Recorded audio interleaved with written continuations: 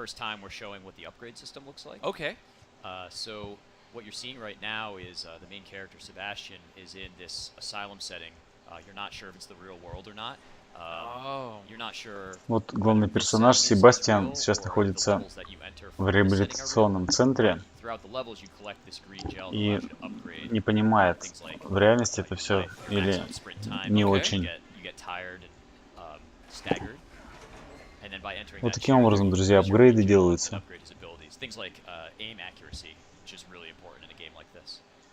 Right, it's a little bit like Jacob's Ladder.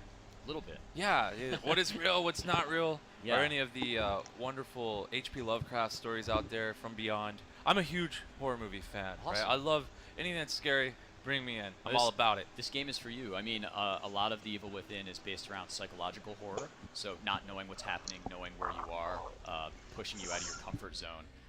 So you can see this sort of effect right here. When he looks in the mirror, there's a transition into another world. You're not really sure if this is the real world or it previously was in the real world. It's a pretty cool way to string the levels together and sort of show the mental decline of our main character. Yeah, so would that decline also affect you as the gamer? Are you instantly questioning everything, or is there like a beginning where it's like, yeah, it makes sense. This is a thing. The game is based around a huge mystery, you know, finding out who this main nemesis is, Ruvik, who you're going to encounter in this mansion. So as we enter this mansion, this entire level is sort of based around a puzzle, trying to get through the mansion. So you walk in here and you see these two characters you're pursuing. This door closes, and then you're left in this large mansion setting to sort of solve all of these puzzles to get to the next part of the game. Interesting how the puzzle element was built into that door. I don't know. That door looked really awesome. Yes. A lot of carpentry went into that. A lot of work went into it. So now you're left to sort of explore this mansion, which is just filled with all sorts of danger. There are these enemies called the Haunted, which you're going to encounter now, and a lot of the way that you approach enemies in the Evil Within is based around the fact that you don't have a lot of resources. So you're always looking for ammo for that next bullet because you're down to your last. And there is a stealth mechanic where you often try to sneak past or sneak up on enemies to get the drop on them, not waste your ammo. You can see stealth sort of failed in this instance, and now we're forced into a confrontation. The enemies in this game don't often stay dead. Well, I mean, they are dead, right? That's meta. That's like dead meta. They become more undead, I more suppose? deader. They become deader.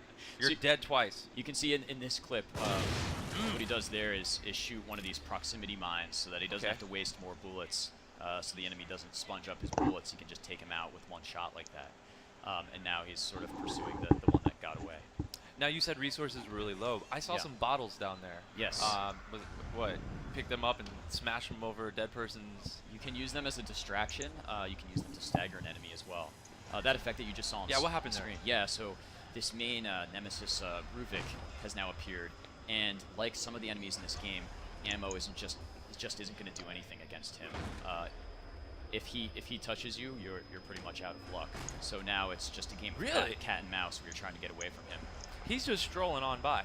He doesn't really seem like, I'm going to walk after this guy, not run after this guy. It's sort of that feeling you get in horror movies when you know that the character is unstoppable and doesn't really need to sprint towards you because he knows that he's going to kill you. And that's what's happening here. And he pursues you for a time until you can get away and hide.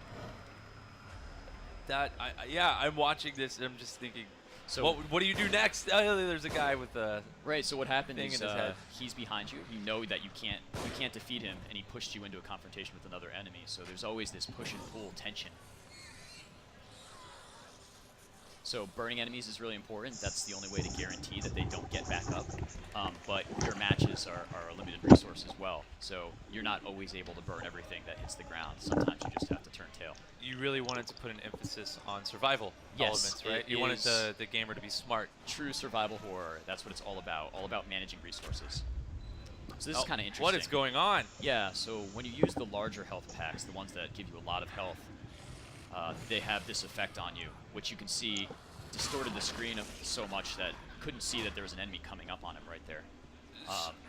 So wait, was it worth? So it gave him full health, right? I'm assuming. But was it worth it because then he got attacked during that whole psychedelic over health In that thing. instance, it totally was not. He should have found a safer place to then go ahead and use the health pack. But it's the push and pull in everything you do. So you can see the sneaking mechanic being implemented here, going on to the next part of the mansion. And sneaking is pretty interesting because it saves you ammo, but it doesn't save you from everything, like some of the environmental traps that we have in the game. Say what? Wow. That's gonna anger some people. Oh no! He got ground up. Yeah, there's That dude got chopped. he got ground up into little itty bitty pieces. And for anybody who's just joining us and we see the beautiful chat